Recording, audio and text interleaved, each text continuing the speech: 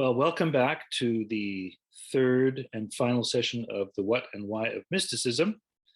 And I'm going to start right away with a screen share and just a little explanation, a little background, because I think, for those of you who were in the Constantine class, some of this will be familiar, but for those of you who weren't, I think it's useful to know some of this, just so you know what I'm talking about when I use certain words.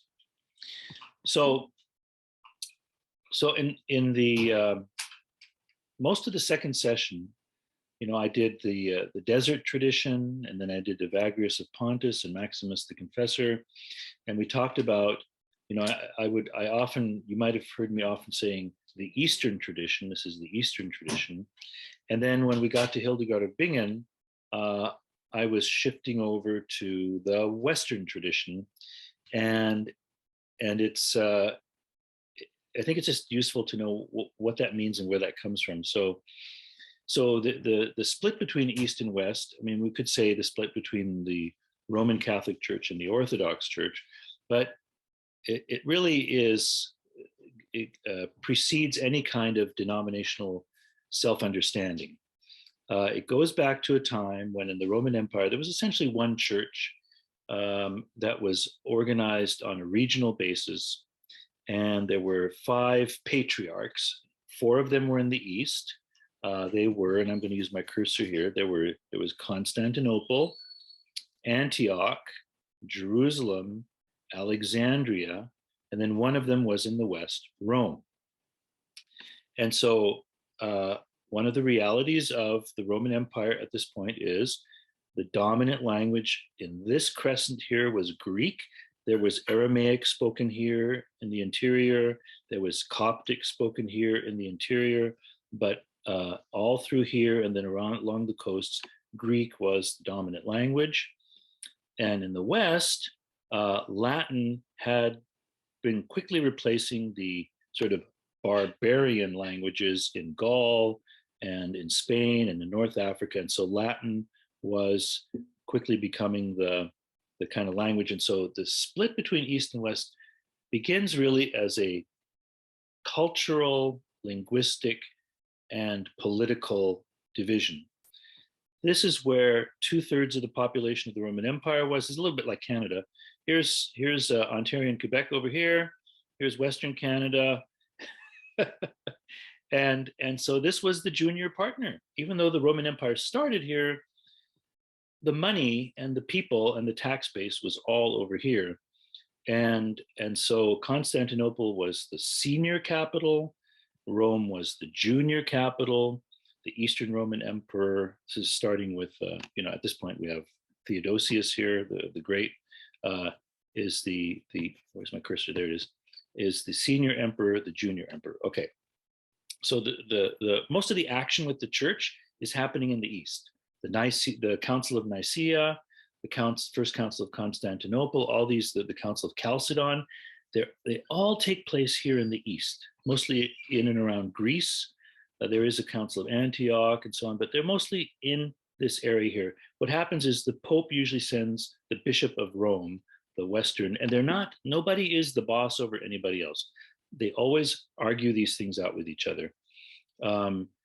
Always sends legates. I keep losing my cursor. Always sends legates to these councils. Never goes himself, and so that's just how it is. But of course, what happens is that the Western Roman Empire gets overrun by Germanic tribes, the Franks, the Visigoths, the Vandals, the Ostrogoths, and they carve this up into these successor kingdoms. But this endures, this continues intact. And so when we talk about the fall of the Roman Empire, what we're really talking about is the fall of the Western Roman Empire, the Latin one, the one where the main church leader is the Bishop of Rome, or the person we now call the Pope. And so this area falls into into the Middle Ages. Civilization doesn't collapse so much, but it kind of seeps away and becomes more and more rural, less and less urban. That doesn't happen here. This goes on, and actually, Emperor Justinian here in the 500s, in the middle of the 500s, was able to reconquer this area here, most of, I think, all of Italy, and then the southern part of Spain. And then the big kind of crisis is when Islam, the Arabs, come out of the desert and they conquer all of this area in southern Spain. And so then this eastern part is reduced to this kind of rump empire here that then historians call the Byzantine Empire. They never called themselves that. They always called themselves the Roman Empire because it was the continuation. But so what you have then are the three, where's that cursor? There it is. Antioch, Jerusalem, and Alexandria end up under Arab control. And so the only two self-governing kind of patriarchs or heads of the church that are still in their own kind of Christian thing are Constantinople and Rome. And Rome, as the emperor in Constantinople, is less and less able to project power into Italy. This person here, beginning in the 700s, looks more and more to the rising power here, the Franks, and Charlemagne, of course, and so on and so forth. So the churches begin to drift apart like that too. And so you have the dominant language issue, you have these administrative issues, and you have just a different culture.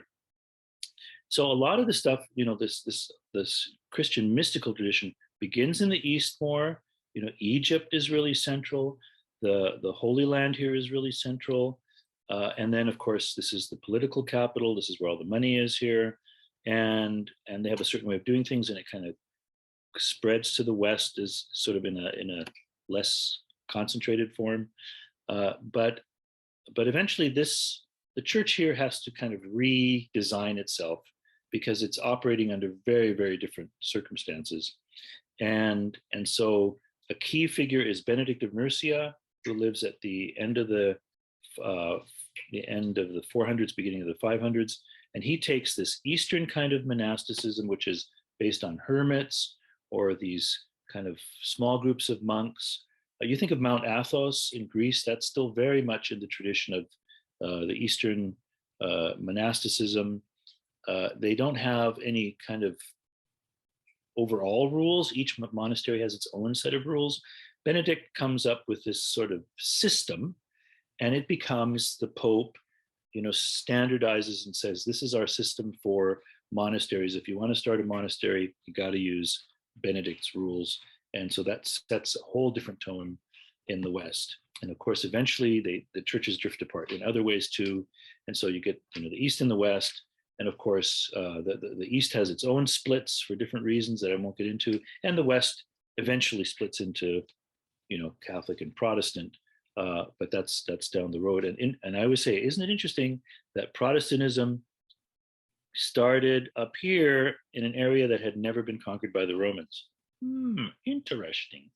And that here in England, the established church, the Church of England, becomes this kind of, it's Protestant in the sense that it's not under Rome, but it retains a lot of what we would call Catholic stuff, right? It's just kind of in between things. So anyway, these kinds of patterns, it's interesting to watch how they play themselves out over the centuries. So just so you have some pictures here in the Eastern tradition, this is what churches come to look like. Hagia Sophia, this is now, of course, it has been a museum for a while and it's being turned into a mosque again. But when the Turks conquered Constantinople in 1453, they turned Hagia Sophia into a mosque. So they added minarets, 4 minarets. But this is a sketch of what it looked like when it was first built. This became the template. This was built in the mid 500s. This became the template for Eastern churches. Here's the inside of the cathedral in Sofia, Bulgaria. And so you get a kind of a sense of what the inside of an Orthodox church looks like. It has a certain look to it, a certain feel to it, because it's influenced by this imperial, the emperor in Constantinople. So it's very imperial and it has lots of ceremony and bells and smells and stuff like that. But this is what little village churches come to look like in the Byzantine Empire. And it's always this kind of It's kind of short rectangle with a dome, or once they don't have the technology to build domes anymore, they build these kind of pseudo domes, right? This is a Coptic church. This is the largest Coptic church in Egypt. So you can see, similarities, but they have their own kind of Egyptian look and so on and so forth. And then, of course, we have the Western tradition, which has a whole different look, right? It develops in its own way, and eventually you get, Gothic architecture. The churches tend to be long basilicas, which was actually the original shape of churches, long.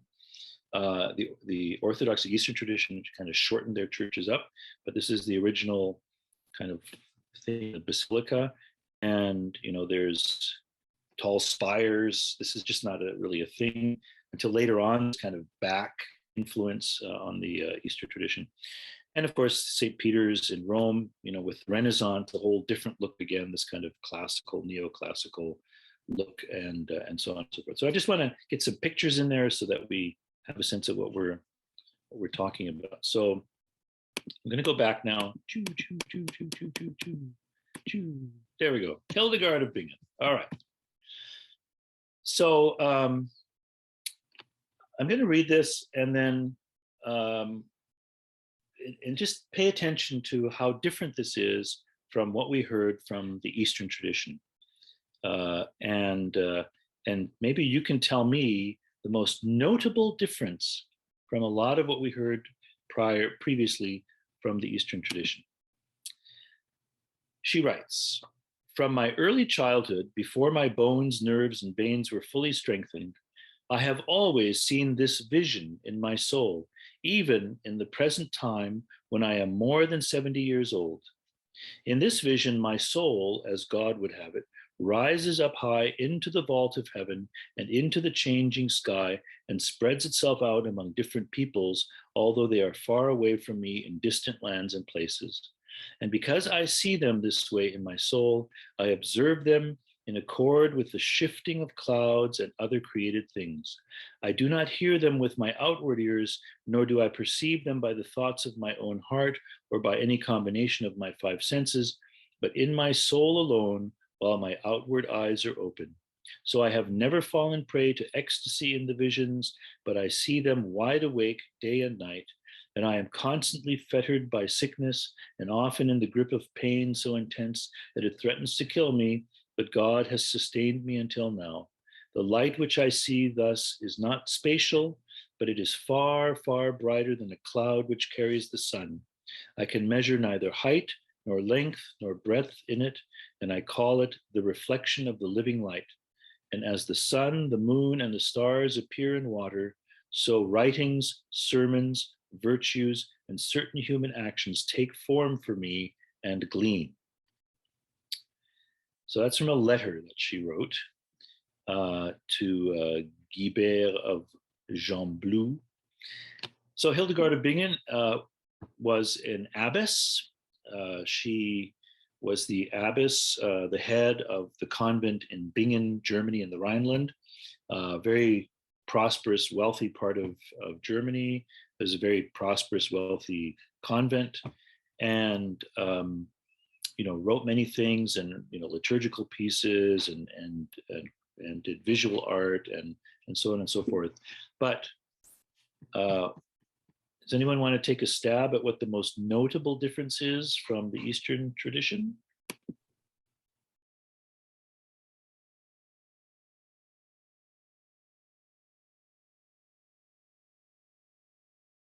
That's it. It's the visions, the visioning, it's the visual. That's the big difference here, that she has, that's in the, that we see the West going in a different direction.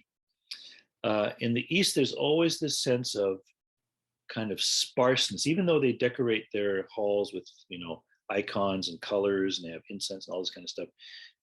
On the practice of the mystics in the East is always about sparseness, and in the West, there's more. The West is more. The West opens up to more things, kind of allows more things to happen. It's a little more flexible in that way. It's rigid in other ways, but it's more flexible in some ways. And a good example is in the East, uh, musical instruments are not allowed in the service, only the human voice. And that's how it was in both East and West from the beginning. But beginning in the 800s, and this is when this kind of cultural shift begins to happen, they begin to allow, in the West, they begin to allow musical instruments to come into the churches. And of course, that means that church music develops in a certain way in the West that it doesn't develop in the East. And there's a lot more, well, anyway, in some ways it's richer, in some ways it's just different. But so too in this, we see here with Hildegard of Bingen, she has these visions, and in the East they would say, it's the devil, you're having visions, it's the devil is invading your mind, get rid of them, cast those visions away, blank your mind out, focus on the words, and without vision. So that's a big difference, and that comes up, you'll see that come up with some other people. Meister Eckhart, a little bit later, he's a Dominican friar. Now, the difference between a monk and a friar is that monks are cloistered, so like the Benedictine monks.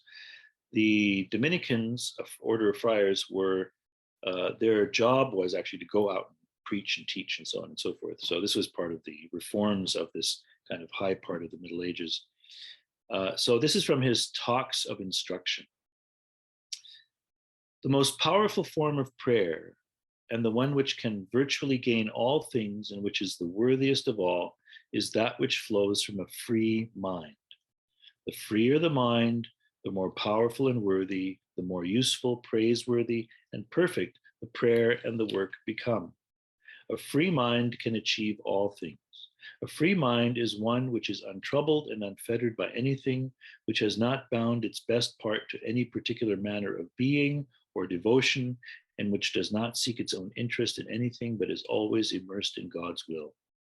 We should pray with such intensity that we want all the members of our body and all its faculties, eyes, ears, mouth, heart, and all our senses to turn to this end, and we should not cease until we feel that we are close to being united with the one who is present to us and to whom we are praying, God. So this is the most kind of obvious mystical language here, because it ends with until we are united with God, right? It's that union with God, which is, in a sense, the goal of every mystic, is to become one with the divine, one with the transcendent. And there are different techniques. I'll talk about those later in this evening's presentation. But the all the techniques ultimately have the same goal. So Eckhart sounds a little more like the Eastern ones, but not totally. But he's this is his talks of instruction are talks to fellow Dominicans, basically, on how to pray and so on and so forth. But he also has we have from Meister Eckhart his German sermons, which were delivered to congregations in churches, and he talks about the same kind of stuff in there. So he's considered one of the great mystics. Had he not gotten caught up in accusations of heresy toward the end of his life, he probably would be a saint now. Nobody thinks of him as a heretic now, but at the time there was a lot of church politics going on. Let's just say that. Yeah, Meister Eckhart was called by some the man from whom God hid nothing. So if he had been an Eastern Orthodox theologian, he might have been called Eckhart the theologian. So now we come to the Cloud of Unknowing, an anonymous work from 14th century England. And for those of you who have done centering prayer or who do centering prayer, this will probably be familiar, because centering prayer is essentially the technique, the method that's laid out in the Cloud of Unknowing. This is what you are to do. Lift your heart up to the Lord with a gentle stirring of love, desiring him for his own sake and not for his gifts. Center all your attention and desire on him, and let this be the sole concern of your mind and heart. Do all in your power to forget anything else, keeping your thoughts and desires free from involvement with any of God's creatures or their affairs, whether in general or in particular. And when they say creatures, they mean anything created, basically. Diligently persevere until you find joy in it. For in the beginning, it is useful to feel nothing but a kind of darkness about your mind, or as it were, a cloud of unknowing. You will seem to know nothing and feel nothing except a naked intent toward God in the depths of your being. Learn to be at home in this darkness. Return to it as often as you can. If you strive to fix your love on God, forgetting all else, I am confident that God will bring to you a deep experience of himself. So, that is basically centering prayer, right? I mean, that's the description of it. And it's not laid out as a method per se here, but that's what the anonymous author of the Cloud of Unknowing is saying. Have any of you ever read Cloud of Unknowing? A few of you have. It's kind of funny at the beginning when I think we know it's a he because it's from a monastery, but where he kind of criticizes people for the way they pray, and he talks about people who kind of sit there with their tongue hanging out, looking up to the ceiling and all that kind of anyway. So he seems to have a sense of humor. Whoever it was had a sense of humor. But again, this focuses more on the silence and the letting go, and so it has a little more in common with the Eastern tradition. So, the West is more diverse, becomes just a more diverse kind of tradition. Julian of Norwich, a little bit later. I've done this all in chronological order because that's what I do. So Julian of Norwich was an anchoress. So she was basically a hermit, but her little hermitage was built onto the side of a church in the town of Norwich, or just outside the walls, I think, of the town of Norwich. And so she's in that hermit tradition, but it's kind of adapted a bit for the circumstances. And so she's not out in the woods. There's no desert in England, really. But of course, by desert, they mean places deserted of human presence is really what that's supposed to mean. So, but there were these kinds of hermits who lived in cells stuck onto the side of city walls and churches and stuff in the East as well. In Jerusalem, especially, there was a lot of this in the 6th, 7th, 8th centuries and so on. Anyway, so here's these are some excerpts from her Revelations of Divine Love. Greatly ought we to rejoice that God dwells in our soul, and more greatly ought we to rejoice that our soul dwells in God. Our soul is created to be God's dwelling place, and the dwelling of our souls is God, who is uncreated. It is a great understanding to see and know inwardly that God, who is our creator, dwells in our soul.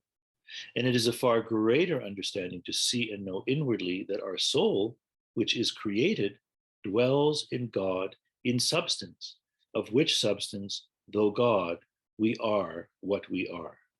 Now that's very powerful, and that is very reminiscent of Jesus's prayer saying, that they may be one, as I am in you, and you are in me, you will be in them, and they in me, and I in you. It's a very kind of a similar thing, this mystical union with the divine where we just become one with the transcendent. Prayer is the deliberate and persevering action of the soul.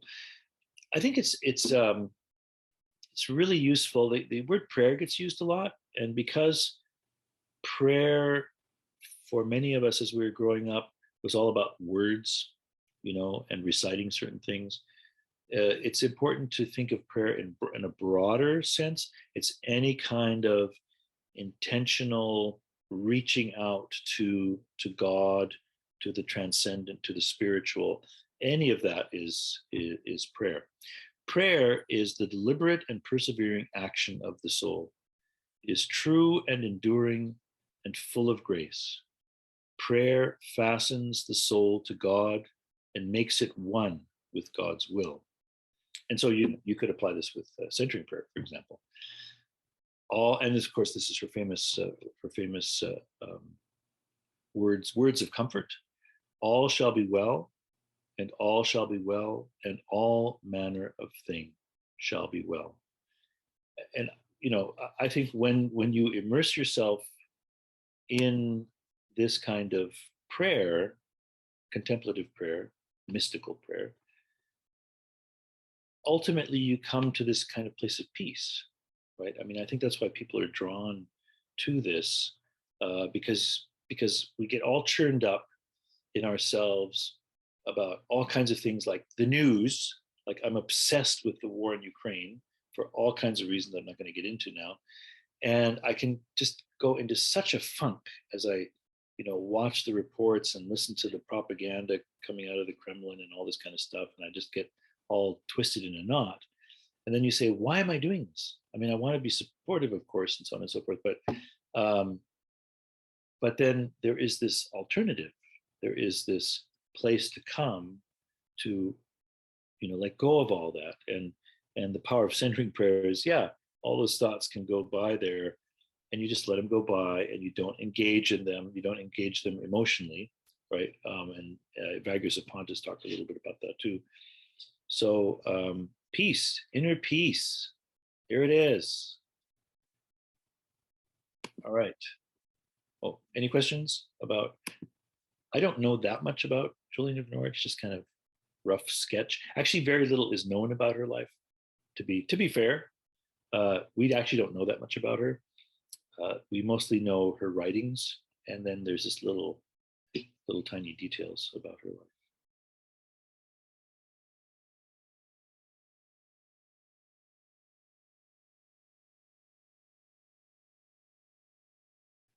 So Teresa of Avila, Spain in the 1500s. And here again, we have visualization. This is from Interior Castle. There is a secret place, a radiant sanctuary, as real as your own kitchen, more real than that, constructed of the purest elements, overflowing with the 10,000 beautiful things, worlds within worlds, forests, rivers, velvet coverlets thrown over feather beds, fountains bubbling beneath a canopy of stars, bountiful forests, universal libraries, a wine cellar offering an intoxication so sweet. She's obviously not a Protestant, right? A wine cellar offering an intoxication so sweet, you will never be sober again. A clarity so complete, you will never again forget. This magnificent refuge is inside you. Enter. Shatter the darkness that shrouds the doorway. Believe the incredible truth that the beloved has chosen for his dwelling place the core of your own being, because this is the single most beautiful place in all creation. Wow. It's amazing. Has anyone read Interior Castle? Yeah, powerful. It's a powerful. I mean, she visualizes this kind of the inside of her as like this big castle, right? And she goes through room to room and reflects on different things in these different rooms, and so it's like the spiritual version of a mind palace, right? It's a soul palace, and very powerful language. Now, she had a tough go. She was really oppressed by her confessor, and they questioned. I mean, there was a reticence about visualization by this time, and it was because the Reformation was on, and Spain became the self-appointed guardian of Roman Catholic purity. That's why they created the Spanish Inquisition, and so she was in that environment. And whereas if she had been living in the time of Hildegard of Bingen, there probably would have been more room for her. That she wouldn't have been quite so constrained in what she was doing, but she was just in that kind of environment. But anyway, it's very powerful, and again, it's now using visualization as a way to really get to the same place, the place of inner peace and the connection to God, the connection to the divine, to the transcendent. But it's wonderful how she says that your soul is the most beautiful place in all creation. Go in there, right, and explore around there and see what you find. And so this is the last person I'm going to have a quote from. This is Brother Lawrence, and some of you may have heard of him, The Practice of the Presence of God. Now, Brother Lawrence was not he was what's called a lay brother. He worked in the kitchen of a monastery in France. And he cooked the food and washed the pots and pans, and that's what he did. But because he was in the monastery, he couldn't be married. He had to also be celibate, so on and so forth. And probably under normal circumstances, they would just have hired young servant boys to come and do stuff like this. And then once they got older, they would have gone off and gotten married. But he stayed. He was there his whole life, not his whole life, but from very young. And he was a very pious person and took prayer very seriously.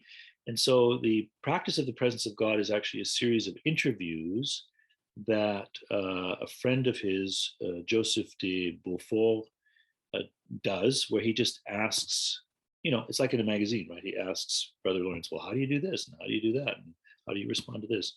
So here's just a little excerpt. The most effective way Brother Lawrence had for communicating with God was simply to do his ordinary work.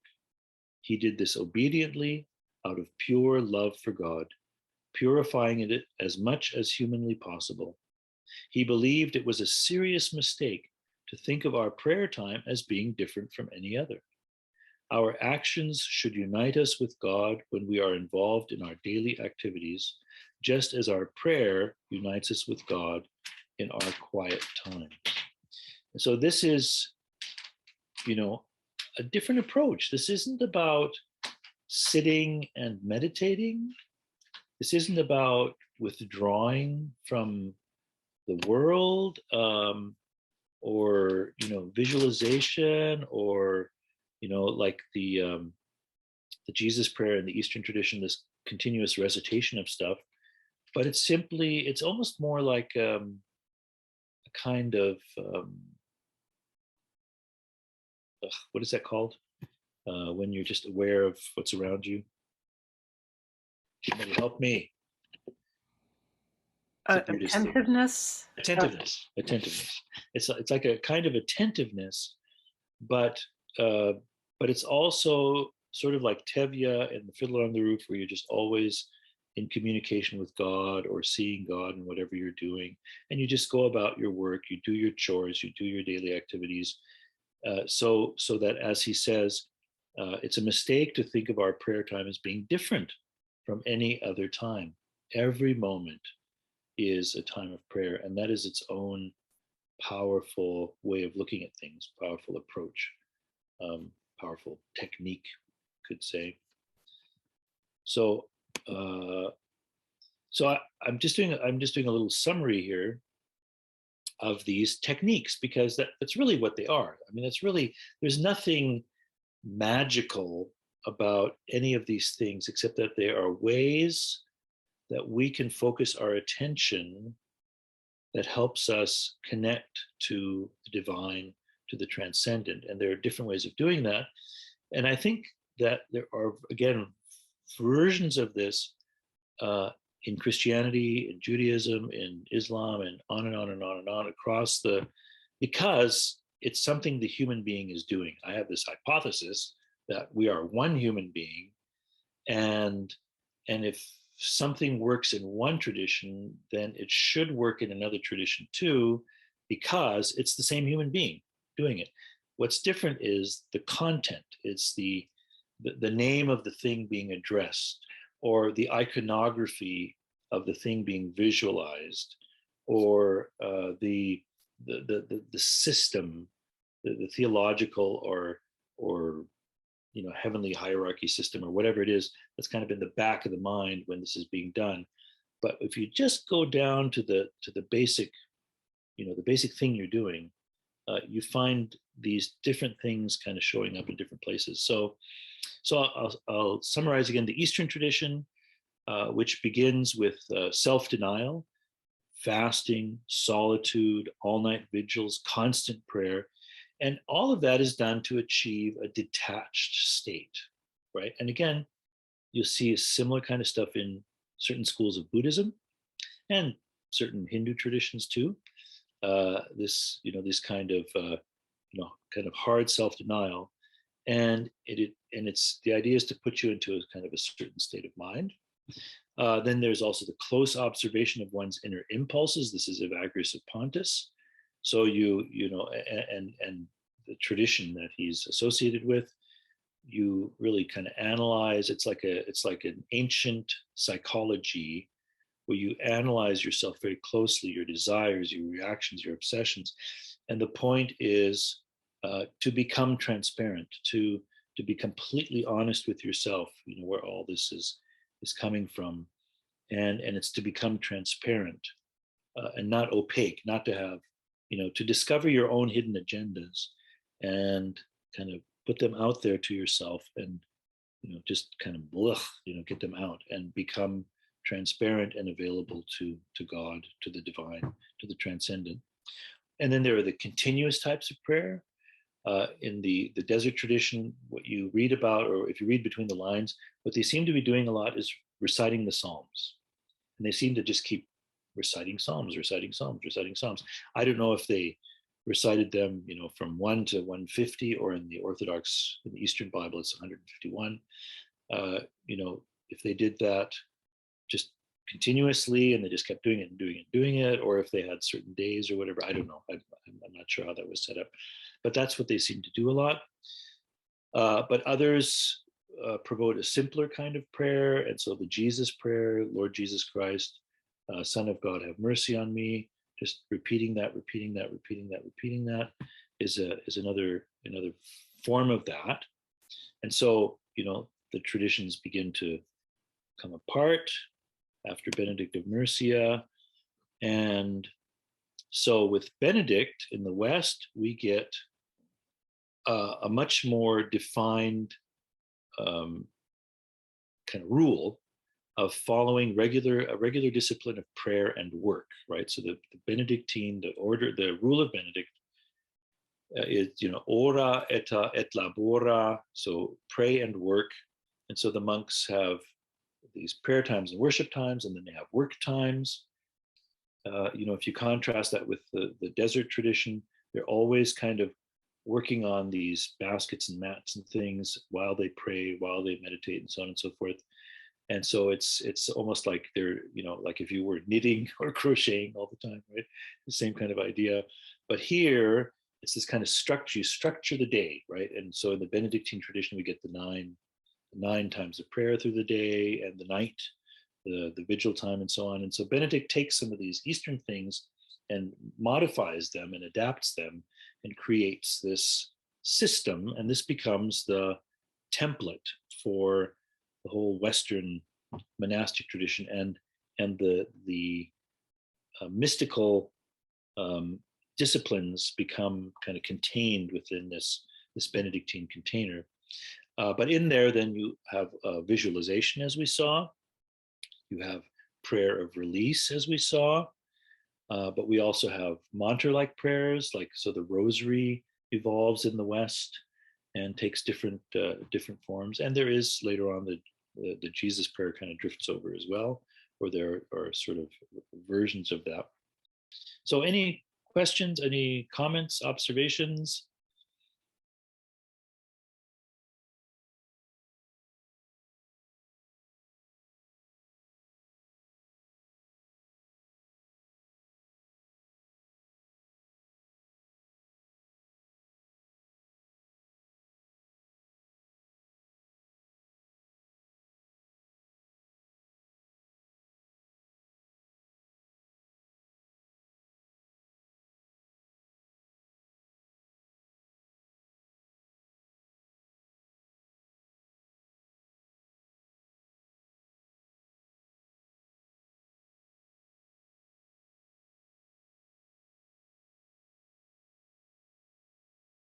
Well,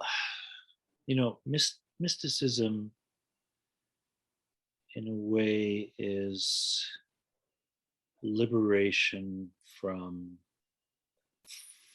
the bondage of the details, of the technicalities. And the theological fights are always about technicalities and the particular language and the you know that's kind of what it ends up being, these fights about these things, or sometimes it's about style and flavor and so on and so forth. And mysticism at its best would be like letting go of all that stuff, and it just doesn't, it's not important. And I think people would stop fighting if everyone became a mystic. We'd all stop fighting with each other. But I think the inclination toward mysticism is also a personality thing. I think that's kind of in there too.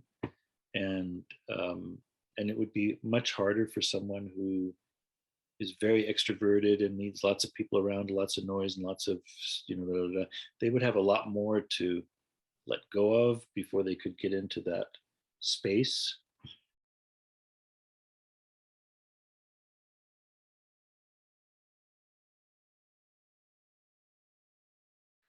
Yeah, that's part of what you're trying to let go of, is all the ego projects, as Cynthia Bourgeois calls them.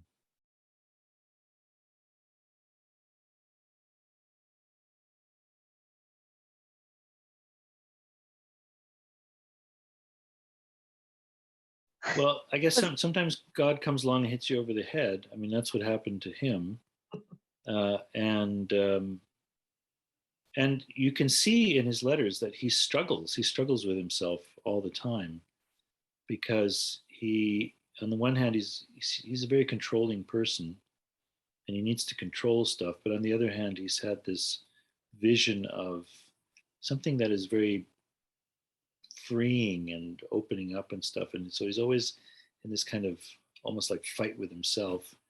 And then the practical politics of keeping these communities together, these little kind of diverse communities where people come from different traditions. So yeah, I mean the reality is, if you go to a cell in the desert, it's way easier to be a mystic than if you are,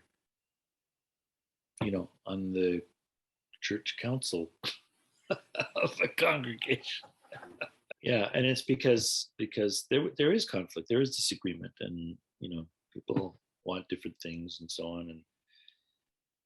And so does that mean that I just go, okay, whatever, whatever, whatever? Well, that's not very constructive either. Um, so then you do want to put your thoughts out there and say, this is the reason why I think we should do it this way. And then we have conflict. And then how invested am I in my thing? And then I have to, step back and reflect on what's the ego project here. Why is this important? Is it important because it really is important? Is it just important because I feel like I need to get this so that I don't know. I think that's the struggle. Mhm. So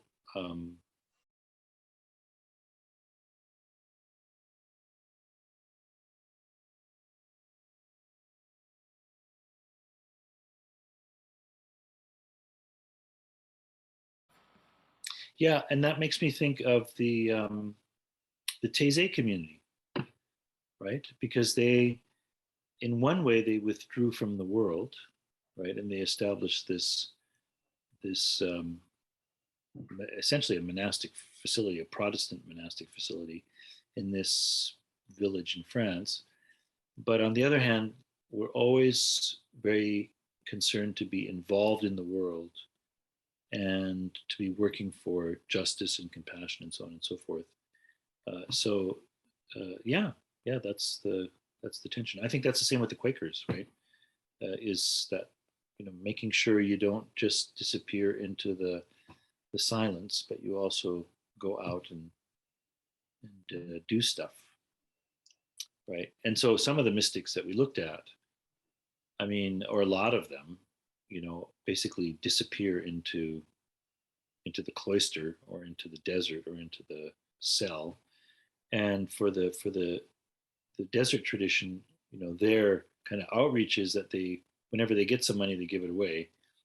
And I suppose in the ancient world that was pretty good, I guess. I mean, they didn't have the tools of analysis that we have, of social analysis and how oppressive systems, and they didn't really have a way of kind of picking that apart.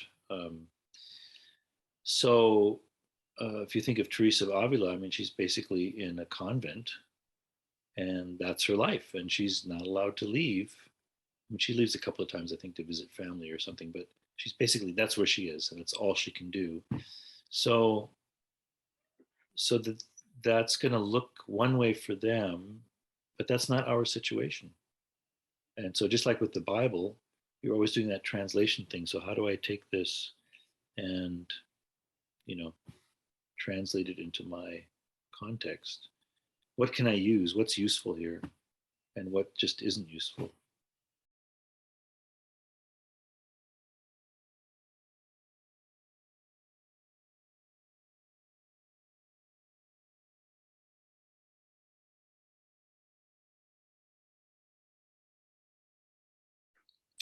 Well, again, if we are one human being, Mhm. then people should be able to access these kinds of things without needing the theological overlay, right? And then it just becomes a question of why are you doing it? I mean, to feel better, to feel more at peace. That's one thing. I mean, if you're a theist, like I am, then for me there's some kind of larger thing I'm connecting to. But but but I can still do I don't need that to do the meditation and stuff. And I think that the power of yoga, and of course it comes out of the Hindu tradition, is that it combines embodied things with the spiritual things, and so I can see how that's powerful, and that's one of the things that's happened. If one of the discussions in the Buddhist world, and so this isn't about yoga, this is about um, Buddhist types of meditation that come out of the Buddhist tradition that are being used now for, what is that called again? Attentiveness? No, it's not called attentiveness.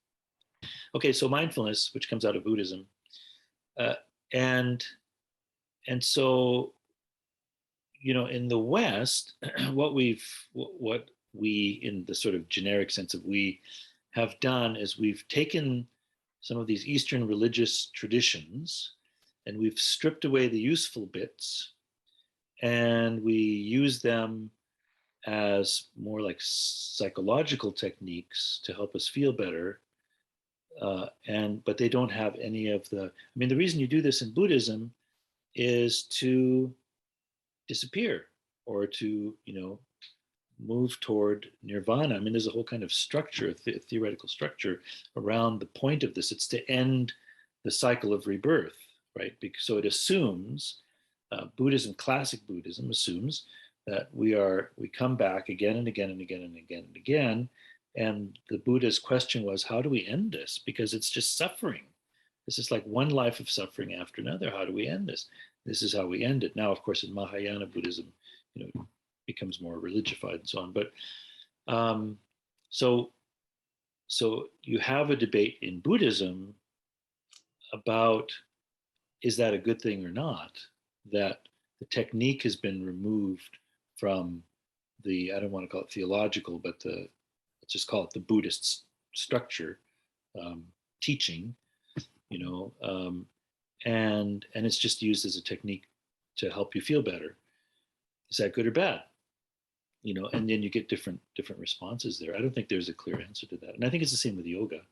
It's that same. I haven't heard from in let's say in India or in Hindu circles if there is that kind of debate about what's happened with yoga. Maybe there is, maybe there isn't. I don't know, but I know there is within Buddhism because I just know Buddhism better. But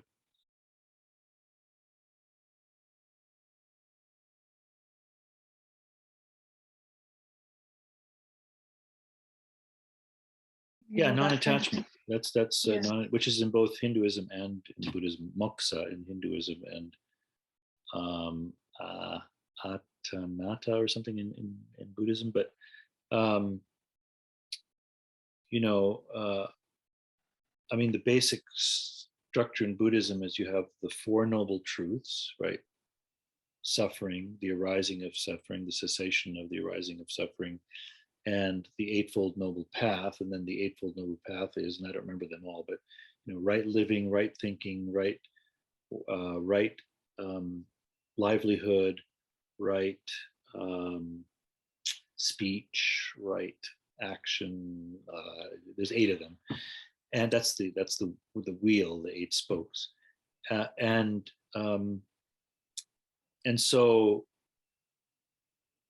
it's about the basic one, suffering. Well, the arising of suffering is, well, why do I suffer? Why do I have?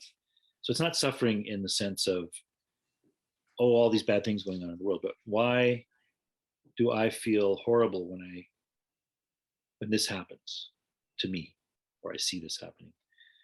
So what causes that? And it's the attachment to certain things. And then the cessation of the arising of suffering is, letting go of that. And then you engage in the life, right? The practical life of living. Anyway, it goes on and on. Buddhism is sometimes called the religion for mathematicians because it's got the 20 somethings and the 37 something or others and the 15 something or others. But yeah, it's about living detached but not detached, engaged but not consumed by the world. It's that trying to find that balance, and do no harm kind of thing, right? Compassion, have compassion for everything and everyone. Anyway, that's completely, we've gone way over. I know people have to leave, and thanks for being here.